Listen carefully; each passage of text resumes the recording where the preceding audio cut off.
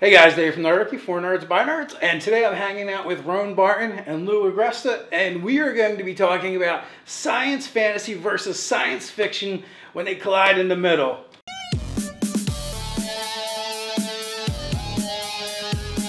Hey guys, jump down to the description for Nerdarchy, the newsletter, get weekly tips as well as learn how to game with Nerdarchy. So I got Rone with me, Barton, and Lou Agresta over here. And you guys are working on a project, and it is essentially fantasy versus science fiction. It's science fantasy versus science fiction. Yes, indeed. Yeah. So what does that look like? Lots of blood. Explosions. Yeah. Magical energies. Yeah, no, the idea was there's people who like science fiction gaming, hard sci-fi gaming, and there's people who like science fiction. Science fantasy, you know, and magic and wizards in space and, you know, gnomes in NASA suits. And we just said, wouldn't it be funny to let them fight each other? So that led to obviously something much richer and more nuanced than that. However, that was the initial thought that led to GrimmerSpace, which was, let's take a faraway galaxy that's cold, rational, hard sci-fi. There is no magic. It doesn't operate. Magic isn't a real thing in the universe. Yeah, there's horrors. There's alien horrors, and our place has been dealing with those, you know, and shoving them back out of the holes they've been crawling from, but no magic. But then, a tear in the space-time continuum, 1,000,000 miles across, a bright purple light like an eye staring down at you, and that's called the sieve. And people just go, what's this anomaly? Well, this anomaly is it's a sort of a wormhole to a place where magic does exist, and it's coming in, it's seeping in, along with an invading army of very high level, almost human mages. And what this leads to is essentially Star Trek versus Star Wars, and we're going to finally find out which is actually better. Absolutely. Is that it? That's right. exactly That's right. Yeah. Yeah. You know it may even almost be aliens versus I don't know what. You don't know what. Yeah. Well, no, if you don't know, who will? Well, that's not true. We know what. But, yeah. But you don't want, and perhaps more importantly, the people who live in our science fiction galaxy, GrimmerSpace, they don't know what, right? They're encountering magic for the first time. So imagine like you are in a Giger-esque sort of, say you are in the movie Alien, and you're shooting the monster, and you turn around and you see a cowled figure with purple energy coming out of its hands, electricity, and you're like, oh, what now? Because they've never seen magic. So it's the new horror. Yeah. You guys are developing this project right now, GrimmerSpace, for the Starfinder system. So did you guys develop it for Starfinder, or has this been something you guys have been, you know, percolating in your minds for a while now? It's been percolating in our minds for a while now. Yeah. And Starfinder gave us the opportunity. Yeah. Starfinder was that electrifying nudge that said, hey, there's actually a bigger market than you realize for this, guys. There's something. Remember this thing that's been percolating? Now's the time. Yeah, just because you have an idea, you don't have to try to publish it. Yeah. Well, that being said, there's a lot of generic systems. There's systems like Fate and Cypher System, I guess, where you could kind of take it. Or did you need like a specific system that was going to, you know, help your ideas come to fruition? We're steeped in Pathfinder, right? Mm-hmm. That's where we got our role-playing game writing careers going. It's D&D, Dungeon Magazine, and then eventually Pathfinder. And so Starfinder was very visible to us. Starfinder was home? a really big reminder, right? But without giving anything away, because some talks are still in process, we have been approached by other people with other systems who said, hey, why don't we do a version of this with your very same Kickstarter, right? So we just have to make it work for Starfinder. It's someone else's problem to make it work. There you go. Right, exactly. And so there's been some interesting developments with this project. It was literally supposed to launch a little while ago, right? Mm-hmm. But you guys actually stumbled upon or stepped in some really cool stuff. We do have a habit of stepping in stuff. Yeah. Right. Do you want to talk about that Alien a little bit? Icker, you know. Sure. Well, we have not only a list of incredible RPG luminaries in the Pathfinder field et al., but we also brought some celebrities in to write with us who are not known as gamers, but who are. and to varying degrees. And one is Dr. Wesley Snipes, the actor who's Blade, and a brilliant author who is now an urban fantasy novelist. You read Talon of God? Yeah, right? it's wonderful. I can't say read it. I listened to it. Oh, yeah, but it's yeah. the same thing. It's really good. I love his main character. I love the Doctor, and their interaction. It's just good. I actually liked all the biblical a lot of quote. angels and demons stuff. Well, no, there's just a lot of biblical quotes in it and stuff like that. Yep. I'm not particularly religious myself, but I enjoyed it in the book anyway. Okay. But I digress. So you guys have gotten Wesley Snipes, Dr. Wesley Snipes, to write on the project. He's a creative developer actually. He's going in pretty deep, and he's going to look at all of our ideas, and he's going to say, this is how you might make this more cinematic. This is how these characters might be made a little bolder. But he also looking to do some writing, and I want to talk about what he's going to write, but I also don't want to be scooped because it's really cool. So I just don't want to put the idea out there, but trust me, it's so good. And then we asked our friend Sean Astin from Stranger Things, from Lord of the Rings, from Rudy, and from the Goonies. The Strain. From The Strain, sure. Yeah, and Sean, Lou was like in the middle of the pitch, and Sean was just like, I'm in, stop, why are we... Why are we still talking? Yeah, so we have Sean Astin and Dr. Wesley Snipes lending their creative expertise, and Sean's really brilliant and really deeply cares about storytelling and the geek community. He's been absolutely plugged into it for Yeah, very plugged into the geek community, con favorite, really giving, wonderful dude. And so, yeah, we've got a real all-star team attached, and that's just the start of it. We've got more names coming in, so it's actually only getting neater. With the idea of making, your version of Starfinder, or at least the setting of Starfinder, more cinematic, are you guys going to change any rules? Are you going to add any elements that kind of speak to cinematic action? If you play GrimmerSpace in the GrimmerSpace universe, and this is key, if you choose to play it where we say to play it, we do have some variations on Starfinder that you can use. However, because of the nature of our book, which is not just a setting book, but it's a setting and adventures book.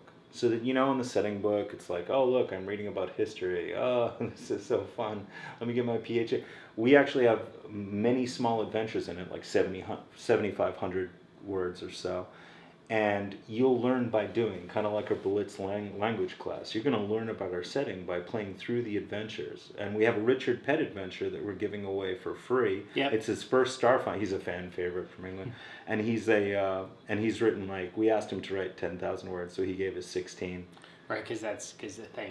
Thanks. Now Thanks we for have that to buy editing more task, art. Mr. Pett. Yeah. Well, you had one job. Yeah. Now they have to read all those words. And stuff. We had design goals, right? So our design goal is to bring something new and innovative. Our design goal is to bring something that people haven't seen before, but also Starfinder's new, right? So we were talking with people, and they're like, yeah, we don't want too much new player options just yet. We haven't even engaged these rules. So we decided that we want to help that. So all of these mini adventures, the book's chock full of them, you can yank them out and put them in your system. You can play them in Starfinder's Pack Worlds. You can play them in our GrimmerSpace world. They will educate you not only on our setting, but also give you a chance to play around with the rules, right?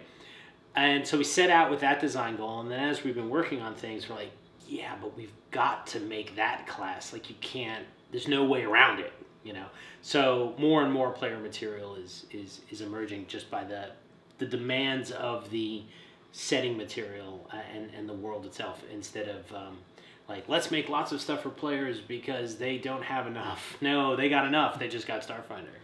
So how many new options do you guys foresee going into GrimmerSpace? It's sort of a how many thus far sort of thing. We're trying not to choke it with new options. Like Lou said, some are just coming organically, like they've got to be there. But like we have 5-star nations that are at the center of the civilized universe. That's been the history of which is them fighting their way out, to push those alien horrors back. And they've been affected and sometimes corrupted in the process. There's 5 of them, right? So the moment you have that, there has to be at least 5 player options, right? Because anybody could be from one of those star nations, right? In the course of doing that, we found that some of Starfinder's themes, some concepts around themes and some of their classes, we need to have this class because that's not in there either. And I keep saying this class instead of being specific because it happens to be the one that I'm thinking that Dr. Snipes wants to work on. So there will be a plethora of ways to play that are not available in the core Starfinder material that are specifically GrimmerSpace. But it's really designed to be like, hey, let's get playing. So who are the good guys? Well, that's the thing. See, this faraway galaxy is called the Gliding Rim. It's the Gliding Rim Galaxy, or G-Rim for short. So if you're from native to the space, you're a Grimmer. This is, G-Rim. You're a Grimmer. This is GrimmerSpace. So you are a native defending yourself. Below this flat disk in the galaxy is the gyre, the spinning vortex of stars. Things come up from the gyre. Nothing wants to go down the gyre. These things are terrible. These are your things from beyond, And the hub of civilization starts off in the middle of the galaxy, but of course they colonize outward. It gets weirder the further away you go. And when you get near the edge, before you go down the gyre, that's where our mainly humanocentric Grimmers are encountering the greatest number of alien horrors and monsters. And I lost my train. Well, the good guys are these five-star nations that are centered at the top of this disk and slowly moving out toward the edge where things get weirder, stranger, darker, more Event Horizon, Aliens, Pandorum, that pitch black. Those are some of our inspirations. Good inspirations. Yeah. So you've got, I guess all of our good guys are tinged a little gray, right? They're a little, they've had to deal with too much to be gray heroes in a black universe. Yeah, gray heroes in a black universe. That's well said. So I think our good guys would be the Vatican Empire or the Vatican Star Kingdom. Yeah. Yeah. So basically, those are who the good guys are. However, magic is this new thing, and magic is a scary thing, and magic is agented by evil, but some people who live on the edge, near the sea, on the edge of this galaxy, they're experiencing an innate talent with it, and they're not necessarily co-opted by these invading wizards. So some people have magical ability, and they have no dark agenda whatsoever. They're native Grimmers too, so they're going to have their hands full trying to do good PR, going, hey, I know I can do this thing that you all hate, but I'm a good guy. So it's evolving. That's where it starts. Let's see where it goes. So predominant species? Humans and human variations. There are absolutely ways to play all of the Starfinder races, and there's a particular setting twist to make that happen. So the horrors are clearly the bad guys, right? Yeah. Are they playable? Some of them. Yeah. Yeah. There's two in particular that I'm thinking of. There's one creature that is a mystery. I don't want to give away the mysteries, right? But they look like giant lice creatures with big monitors on their head. The reason they have monitors is they don't speak English very well. They can't communicate or anything well. even remotely close. If you've ever spoken to somebody who speaks Bantu and they start clicking at you and you're like, let's just go to emoticons. Right. So it puts emojis over its head to tell you how it's feeling. Now, if it's really happy about eviscerating you, that's going to be a really happy emoji. Weird last thing to see, a blood-spattered screen with a smiley face. Right. Yes. But some of those are rogue, and it's possible to play one. There's also our Hodrak. Our Hodrak. So we have a planet down in the Gyre where from only come bad things. There's a warrior race, a spacefaring warrior race called the Hodrak, and they're sort of bone men. Their skin, and they're all naked, but their skin actually is armor plating of bone. They come from a very high radiation, heavy metal filled environment, and it chelates out through their bone, creating bone alloy. We actually already have a mini made. It's totally produced of it. It's really, really cool. Now, these guys, these guys sort of bonsai get bound. They're tribal. They get bound when they're young, like bonsai trees, to affect how their plates grow, depending on what their role in society is going to be. Right. And when the warriors attack, they just storm in by the thousands. They're brutal. It's not as effective as power armor, but they can jump that high. Like, this is just their natural bodies, right? So when they come charging out of the gyre, they're running from something. What would these guys be running from? Because they're so badass.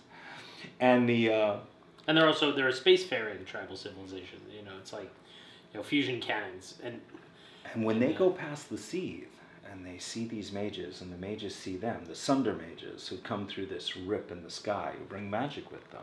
There's something about the Sunder mages that perfectly aligns with their prophecy, Their the legends. foretelling of the ones who will come, and they immediately become subservient to the invading mages. You can be a Hodrak, and when you see what they got going on, you'll probably want to. Yeah. So some of those Hodrak are like, we're just going to keep going, and they head into what we call the crux, the center.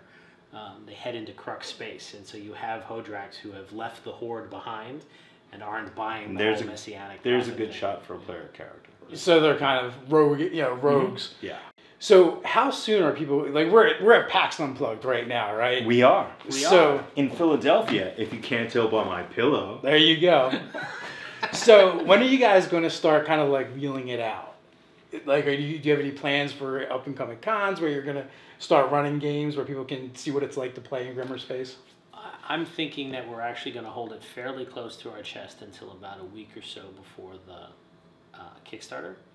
And we've decided to make our Kickstarter a little bit longer than we normally would, because we do want the opportunity to roll a bunch of that stuff out. So about the week before and then during the 5-week Kickstarter. And we're doing a 5-week Kickstarter, which is a little long. You know, usually do, say, like a 4-week Kickstarter or 3-week.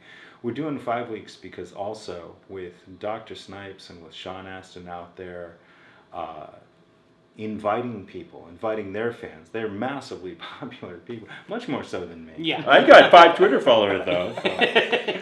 But there really is a chance to bring new people into the fold, and who doesn't want that? We think this is a great chance for gaming to bring a lot of new people in the fold, and we figure, gamers are really used to Kickstarter. We see Kickstarter and we go, sure, take my money, right? But not everybody's so Kickstarter comfortable. So that extra week is for people who might be curious about gaming, but a little on the fence. And what do you mean I give you my money? What is this whole Kickstarter thing about? Right. So that's why we're breaking them in easy. I got you. The role-playing game community is so generous and so helpful, and we really hope they're going to want to help us get started. And if they don't, then don't show this interview. Right. They've got nothing. They want to help us get started in publishing, and they're used to really helping people get off the ground, but we're not so certain that the people who know Sean or Dr. Snipes, we're not so sure that they know that, as that they're used to that as well, and want to give them a chance to get in the groove. Right. Well, exactly. You're reaching out into different communities now, different fan bases. So it totally makes sense. So we're looking at early 2018. Well, I want to thank you guys for coming on, and guys, keep your eyes peeled. Early 2018, February-ish, for GrimmerSpace. Obviously, if you're following the channel, you're going to hear chatter about it. You guys are more than welcome to come back when we get closer. Beautiful. Yeah, no, we could really use the help, especially this first time out. We're swinging for the fences. We hope it happens. But anyway, at least we got a great podcast out of it. Thank you, David. Oh, it's going to happen. And thank you. So, guys, down in the comments below, let me know what you think. While you're down there, don't forget to like, share, and subscribe. And until next time, guys, stay nerdy.